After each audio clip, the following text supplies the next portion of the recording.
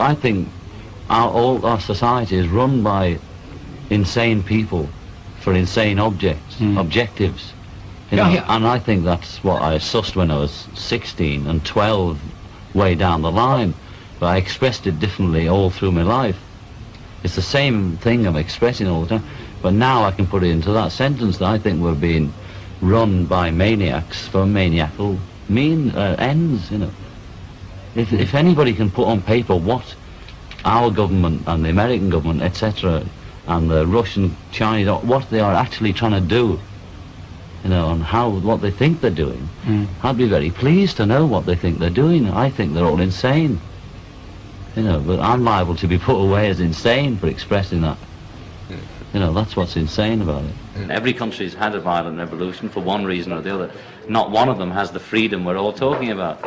So we're saying give peace a chance, you know, like nobody's ever done it before.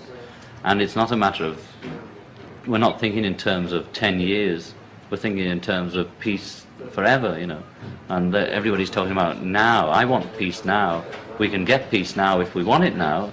And the left wing talk about giving the power to the people. You know, anybody knows that the people have the power. All we have to do is awaken the power in the people. The people are unaware. It's like they're not educated to realize that they have power. They put the politicians in power. They vote for the local mayor. The people do it. But the system is so geared that everybody believes that just the father will fix everything. The father being the government. Government will fix everything. It is all government's fault. You know, shake your fist at the government. Well, we are the government. The people are the government, and the people have the power, but we must try and make them aware of this. And Yoko was telling me about this great old ancient Chinese book, which tells you how to fight a battle, you know. And it says the battle is always lost within the castle, you know, like America's falling within, not from the commies coming. That it's falling apart inside. And this book on how to fight the good fight says that never have every door shut. The enemy then will... Everybody's going to come round and attack. But if you leave one door open, you know where they're going to come in, and then you get them. So intuitively, we're doing that. And we leave a door open. They're so busy shouting about haircuts and genitals and naked and long hair that they concentrate their ammunition there. We know where it comes from, and we get on with the job of selling or doing whatever we're doing. And I believe that. You leave the door open, man, and that's where the door they'll come in, you know. As a Beatle, we made it, and there was nothing to do. You know, we had money, we had fame, and there was no joy, you know. And then I met Yoko, and she was making it as an avant-garde artist, and we both tried to find something we had in common, a common goal in life, because she couldn't rock and roll with me, and I couldn't avant-garde with her. I mean, we can, but that's what we thought at the time. So we decided the thing we had in common was love, and from love came peace. So we decided to work for world peace. And how do you do that? We do it by the advertising method. We believe that today's society, advertising is the thing politicians use and commercial companies use. The Beatles use it. John and Yoko should use it. Our product is peace. Of less words and more peace. I think the only way to do it is Gandhi's way. And that's non-violent, passive, positive, or whatever they called it those days. You know. We're selling it like soap, you know. And you've got to sell and sell until the housewife thinks, oh, well, there's peace or war. That's the two products. Peace. Peace. Peace. Peace. Peace. Peace. Peace. Peace. Peace. Peace. Peace. Peace. Peace. Peace. Peace. Peace. Peace. Peace. Peace in your mind. Peace on earth. Peace at work. Peace at home. Peace in the world.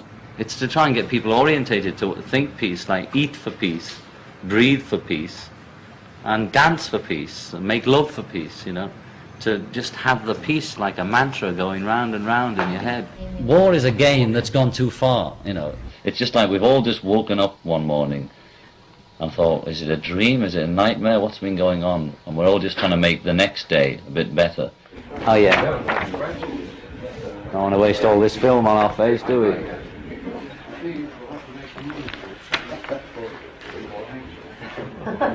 We specifically did the poster event around the world for Christmas to try and get at least one plug-in for peace on earth at Christmas, because that's what it's about. And happy birthday, Christ, is what it's about. If you had one wish for Christmas time, what would it be? Peace. Peace on earth. Yeah. And love. Peace on earth. That implies no violence, no starving children, no violent minds, no violent households, no violence, no frustration, no fear. If some housewife is against war, just put it in the window, just to let her neighbours know or her husband know. You've got to start on the home ground, like convert your parents. We think we have the right to have a say in the future, and we think the future is made in your mind. It says it, war is over if you want it.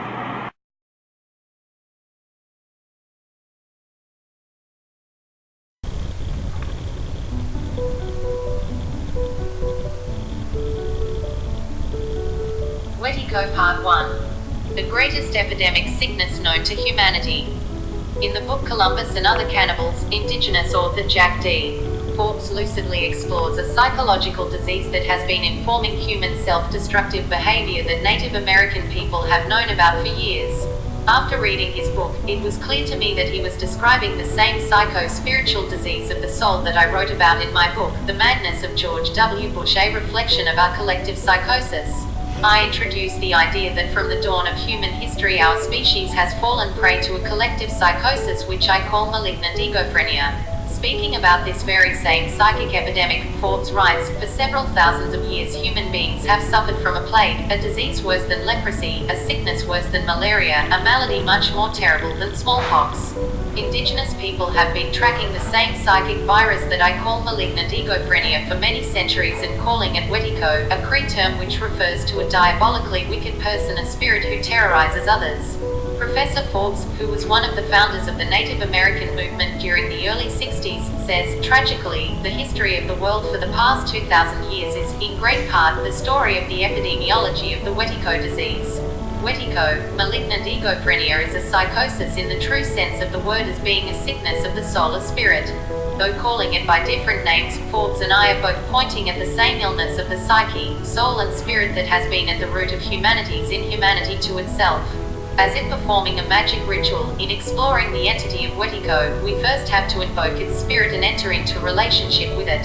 We must contemplate and engage Wetiko as objectively as we are able, as if it exists outside of ourselves, lest we get too mixed up with the object of our contemplation.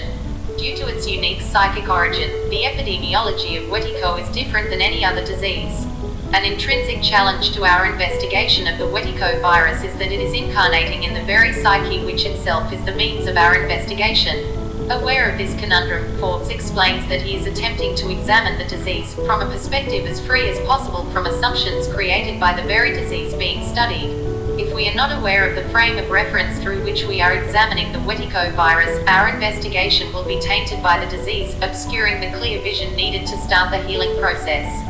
Studying how Wetiko disease manifests in others, as well as in the other part of ourselves, will help us to see it more objectively.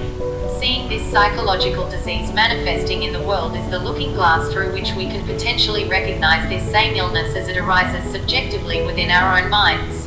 After evoking an entity like Wetiko, in order to study it as objectively as possible, we have to hermetically seal it within an alchemical container. This ensures that its mercurial spirit doesn't vaporize back into the invisibility of the unconscious where it would act itself out through us. Jung continually emphasized the importance of developing a container, a vessel in which to catch troublesome spirits like Wetiko. He writes, therefore, if anything is wrong, take it out of its place and put it in the vessel that is between your neighbor and yourself. For love of mankind, create a vessel into which you can catch all the damn poison. For it must be somewhere, it is always somewhere, and not to catch it, to say it doesn't exist, gives the best chance to any germ. Wetiko is an elusive spirit that is challenging to pin down and say it is this or that. At the same time, it is critical that we attempt to delineate its properties. Unlike a physical virus, the Wetiko bug cannot be isolated materially, but its characteristic signature can be detected and seen in the peculiar operations of a psyche that is under its spell. To not recognize the existence of the Wetiko germ as say it doesn't exist allows the psychic infection to act itself out unrestrained. Being always somewhere is to be non-local, which means that it is always around, even potentially or especially within ourselves. In calling forth the Wetiko spirit, we are simultaneously creating, through our inquiry itself, the container in which we can study this bug so as to understand what in fact we are dealing with, see how it operates out in the world, in others, and subjectively, within ourselves. In order to come full sir in our contemplative exercise, we have to homeopathically take our contemplation back within ourselves.